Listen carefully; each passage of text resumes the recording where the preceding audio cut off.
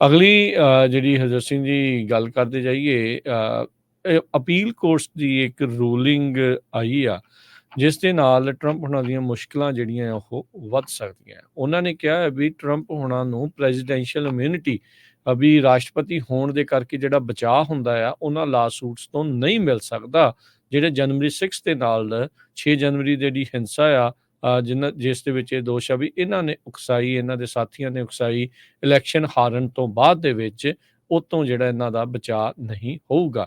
ਕਹਿੰਦੇ ਵੀ civil lawsuit ਜੇ 6 ਜਨਵਰੀ 2021 ਦੀ ਘਟਨਾ ਦੇ ਬਾਬਤ ਟਰੰਪ ਹੁਣਾਂ ਦੇ ਉੱਤੇ ਕੀਤੇ ਜਾਂਦੇ ਆ ਤਾਂ ਪ੍ਰੈਜ਼ੀਡੈਂਸ਼ੀਅਲ ਇਮਿਊਨਿਟੀ ਇਹਨਾਂ ਨੂੰ ਨਹੀਂ ਬਚਾ ਸਕਦੀ। ਇਹ ਓਪੀਨੀਅਨ ਚੀਫ ਜੱਜ ਸ਼੍ਰੀ ਨਿਵਾਸਨ ਜਿਹੜੇ ਆ ਉਹਨਾਂ ਨੇ ਲਿਖਿਆ ਹੈਗਾ ਆ। ਸੋ ਇਹ ਫੈਡਰਲ ਅਪੀਲ ਕੋਰਟਸ ਦੇ ਵਿੱਚ ਵਾਸ਼ਿੰਗਟਨ ਡੀਸੀ ਦੇ ਵਿੱਚ ਮਾਮਲਾ ਜਿਹੜਾ ਆ ਉਹ ਪਹੁੰਚਿਆ ਸੀਗਾ। ਪ੍ਰੈਜ਼ੀਡੈਂਟ ਉਹਨਾਂ ਨੇ ਓਪੀਨੀਅਨ ਦੇ ਵਿੱਚ ਲਿਖਿਆ ਵੀ ਕਹਿੰਦੇ ਵੀ ਉਹ ਹਰ ਇੱਕ ਮਿੰਟ ਹਰ ਦਿਨ ਆਪਣੀ ਅਫੀਸ਼ੀਅਲ ਰਿਸਪੌਂਸਿਬਿਲਿਟੀ ਨਹੀਂ ਨਿਭਾ ਰਹੇ ਹੁੰਦੇ ਅਤੇ ਜਿਹੜੇ ਵੀ ਐਕਟ ਉਹਨਾਂ ਦੇ ਉਹਨਾਂ ਫੰਕਸ਼ਨਸ ਦੇ ਆਫਿਸ ਦੇ ਫੰਕਸ਼ਨਸ ਤੋਂ ਬਾਹਰ ਹੁੰਦੇ ਆ ਉਹਦੇ ਵਿੱਚ ਕਹਿੰਦੇ ਵੀ ਇਮਿਊਨਿਟੀ ਉਹਨਾਂ ਨੂੰ ਨਹੀਂ ਮਿਲ ਸਕਦੀ। ਕਹਿੰਦੇ ਵੀ ਉਹ ਚਾਹੇ ਅਨਅਫੀਸ਼ੀਅਲ ਆ ਚਾਹੇ ਉਹ ਪ੍ਰਾਈਵੇਟ ਕਪੈਸਿਟੀ ਦੇ ਵਿੱਚ ਵੀ ਜਿਹੜੇ ਉਹ ਕਰ ਰਹੇ ਹੋਣ। ਸੋ 6 ਜਨਵਰੀ ਦੇ ਸਿਵਲ ਲਾਸੂਟਸ ਦਾ ਰਸਤਾ ਜਿਹੜਾ ਆ ਇਸ ਫੈਸਲੇ ਨੇ ਖੋਲ੍ਹ ਦਿੱਤਾ ਆ ਟਰੰਪ ਹੁਣਾਂ ਦੇ ਲਈ। ਇਹਦੇ ਨਾਲ ਇਹਨਾਂ ਦੀਆਂ ਜਿਹੜੀਆਂ ਹੋਰ ਮੁਸ਼ਕਿਲਾਂ ਆ ਉਹ ਵੱਧ ਸਕਦੀਆਂ। 3 ਜੱਜਾਂ ਦਾ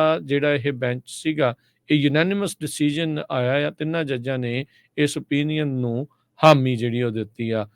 ਜੱਜ ਸ਼੍ਰੀ ਨਿਵਾਸਨ ਤੋਂ ਇਲਾਵਾ ਜੱਜ ਗ੍ਰੈਗ ਕੈਟਸਸ ਅਤੇ ਜੱਜ ਜੂਡਿਥ ਰੋਜਰ ਉਹਨਾਂ ਨੇ ਵੀ ਇਸ ਫੈਸਲੇ ਦੇ ਵਿੱਚ ਕਨਕਰ ਜਿਹੜਾ ਕੀਤਾ, ਯਾਨੀ ਕਿ ਹਾਮੀ ਭਰੀ ਹੈਗੀ ਆ। ਡਿਸੀਜਨ ਕਹਿੰਦੇ ਵੀ ਅਲਾਓ ਇਸ ਟਾਈਮ ਦੇ ਉੱਤੇ ਕਹਿੰਦੇ ਵੀ ਇਸ ਡਿਸੀਜਨ ਦੇ ਨਾਲ ਜਿਹੜੇ 3 ਲਾਸੂਟ ਆ ਆਲਰੇਡੀ ਰੈਡੀ ਪਏ ਆ।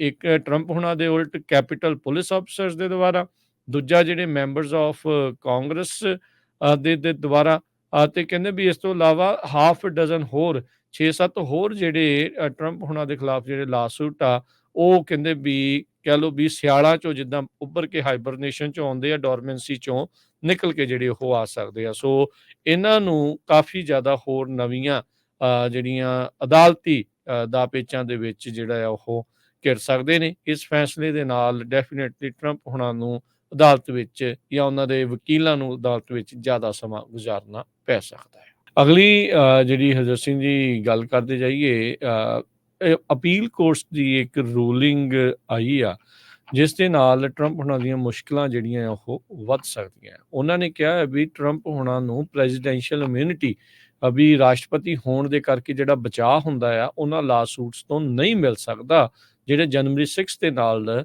6 ਜਨਵਰੀ ਦੀ ਜਿਹੜੀ ਹਿੰਸਾ ਆ ਜਿਸ ਦੇ ਵਿੱਚ ਇਹ ਦੋਸ਼ ਆ ਵੀ ਇਹਨਾਂ ਨੇ ਉਕਸਾਈ, ਇਹਨਾਂ ਦੇ ਸਾਥੀਆਂ ਨੇ ਉਕਸਾਈ, ਇਲੈਕਸ਼ਨ ਹਾਰਨ ਤੋਂ ਬਾਅਦ ਦੇ ਵਿੱਚ ਉਤੋਂ ਜਿਹੜਾ ਇਹਨਾਂ ਦਾ ਬਚਾਅ ਨਹੀਂ ਹੋਊਗਾ।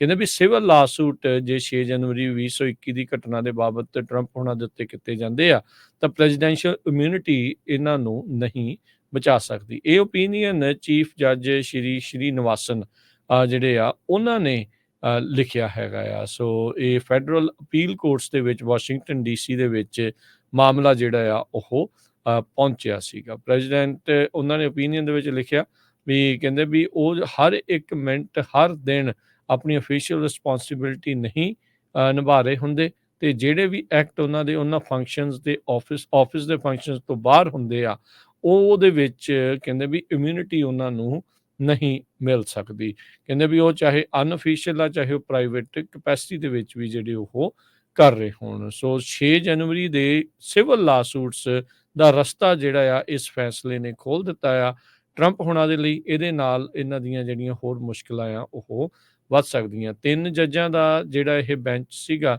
ਇਹ ਯੂਨੈਨਿਮਸ ਡਿਸੀਜਨ ਆਇਆ ਆ। ਤਿੰਨਾਂ ਜੱਜਾਂ ਨੇ ਇਸ ਓਪੀਨੀਅਨ ਨੂੰ ਹਾਮੀ ਜਿਹੜੀ ਉਹ ਦਿੱਤੀ ਆ। ਜੱਜ ਸ਼੍ਰੀ ਨਿਵਾਸਨ ਤੋਂ ਇਲਾਵਾ ਜੱਜ ਗ੍ਰੈਗ ਕੈਟਸਸ ਅਤੇ ਜੱਜ ਜੂਡਿਥ ਰੋਜਰ ਉਹਨਾਂ ਨੇ ਵੀ ਇਸ ਫੈਸਲੇ ਦੇ ਵਿੱਚ ਕਨਕਰ ਜਿਹੜਾ ਕੀਤਾ, ਯਾਨੀ ਕਿ ਹਾਮੀ ਭਰੀ ਹੈਗੀ ਆ। ਡਿਸੀਜਨ ਕਹਿੰਦੇ ਵੀ ਅਲਾਓ ਇਸ ਟਾਈਮ ਦੇ ਉੱਤੇ ਕਹਿੰਦੇ ਵੀ ਇਸ ਡਿਸੀਜਨ ਦੇ ਨਾਲ ਜਿਹੜੇ 3 ਲਾਸੂਟ ਆ ਆਲਰੇਡੀ ਰੈਡੀ ਪਏ ਆ। ਇੱਕ ਟਰੰਪ ਹੁਣਾਂ ਦੇ ਉਲਟ ਕੈਪੀਟਲ ਪੁਲਿਸ ਆਫਿਸਰਸ ਦੇ ਦੁਆਰਾ, ਦੂਜਾ ਜਿਹੜੇ ਮੈਂਬਰਸ ਆਫ ਕਾਂਗਰਸ ਦੇ ਦੁਆਰਾ, ਅਤੇ ਕਹਿੰਦੇ ਵੀ ਇਸ ਤੋਂ ਇਲਾਵਾ ਹਾਫ ਡਜ਼ਨ ਹੋਰ 6-7 ਹੋਰ ਜਿਹੜੇ ਟਰੰਪ ਹੁਣਾਂ ਦੇ ਖਿਲਾਫ ਜਿਹੜੇ ਲਾਸੂਟ ਆ, ਉਹ ਕਹਿੰਦੇ ਵੀ ਕਹਿ ਲਓ ਵੀ ਸਿਆਲਾਂ 'ਚੋਂ ਜਿੱਦਾਂ ਉੱਭਰ ਕੇ ਹਾਈਬਰਨੇਸ਼ਨ 'ਚੋਂ ਆਉਂਦੇ ਆ, ਡੋਰਮੈਂਸੀ 'ਚੋਂ ਨਿਕਲ ਕੇ ਜਿਹੜੇ ਉਹ ਆ ਸਕਦੇ ਆ। ਸੋ ਇਹਨਾਂ ਨੂੰ ਕਾਫੀ ਜ਼ਿਆਦਾ ਹੋਰ ਨਵੀਆਂ ਜਿਹੜੀਆਂ ਅਦਾਲਤੀ ਦਾਅ ਪੇਚਾਂ ਦੇ ਵਿੱਚ ਜਿਹੜਾ ਆ ਉਹ ਘਿਰ ਸਕਦੇ ਨੇ। ਇਸ ਫੈਸਲੇ ਦੇ ਨਾਲ ਡੈਫੀਨੇਟਲੀ ਟਰੰਪ ਹੁਣਾਂ ਨੂੰ ਅਦਾਲਤ ਵਿੱਚ ਜਾਂ ਉਹਨਾਂ ਦੇ ਵਕੀਲਾਂ ਨੂੰ ਅਦਾਲਤ ਵਿੱਚ ਜ਼ਿਆਦਾ ਸਮਾਂ ਗੁਜ਼ਾਰਨਾ ਪੈ ਸਕਦਾ ਹੈ।